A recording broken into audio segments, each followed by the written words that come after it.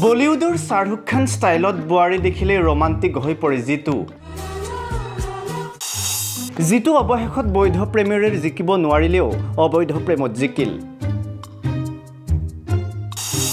মুঠতে বোৱাৰীৰ প্ৰেমত মতলীয়া হৈ উৰি ফুৰা জিতুৰ লগত পলাল আনৰ ঘৰৰ বোৱাৰী অবৈধ প্ৰেমেৰে খুপনি পুতা প্ৰেমিকা পত্নী সন্তানেৰে প্ৰেমিকৰ ঘৰত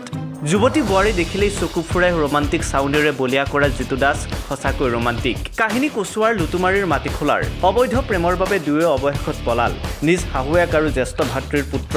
জিতু দাসৰ লগত পলাই গ'ল এগৰাকী বোৱাৰী স্বামী গৃহত এৰি থৈ গ'ল দুই সন্তানসহ স্বামীক স্বামী এতিয়া কি কৰিব কলৈ যাব স্বামীয়ে পৰিছে বিপদত এইবাৰ মোমায়েক শহুৰেকৰ পুতেকৰ লগত পলাই গ'ল পেহীয়েকৰ বোৱাৰী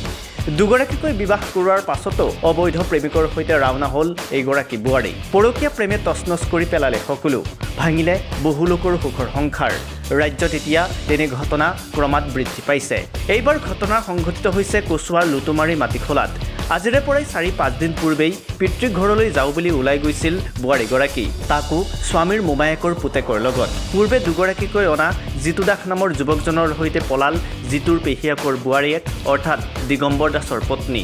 জিতু দাস আৰু বোৱাৰীগৰাকী সম্বন্ধত বয়েক দেউৰেক ইফালে বোৱাৰীগৰাকীয়ে দুটিকৈ সন্তানৰ মাতৃ সেই সন্তানসহ স্বামীক এৰি পলাই গ'ল জিতু দাসৰ সৈতে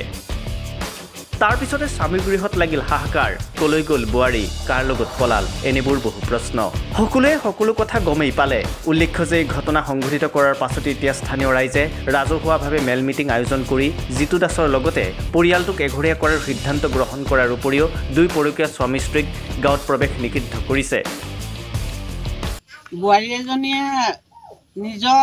মোমায়েকৰ পিতেকে পেহীয়েকৰ বোৱাৰীকক লৈ গৈছে এতিয়া আমাৰ তেওঁ মানে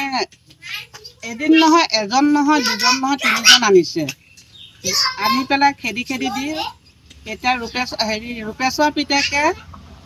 ৰূপিলা বোৱাৰীকক লৈ গৈছে আৰু তেওঁ আমাৰ ইয়াত গাঁৱত সোমাব নোৱাৰে যদি তেওঁলোকে ইয়াত সোমায় আমাৰ শাস্তি হ'ব আৰু কোনোদিন তেওঁলোকে আমাৰ ইয়াত প্ৰৱেশ কৰিব নোৱাৰিব তেওঁ এনেকৈ এজন আজি গ'লে কালিলে আমাৰ বোৱাৰীহঁত আছে বোৱাৰীহঁতো এইবোৰ কৰিব আমাৰ ইজ্জতৰ কথা আছে এতিয়া তেওঁক মানে আমি এতিয়াই ভাবিছোঁ যে গাঁৱত সোমাব নোৱাৰিব কোনোদিন মা মৰিলে হওক বা বাবা মৰিলে হওক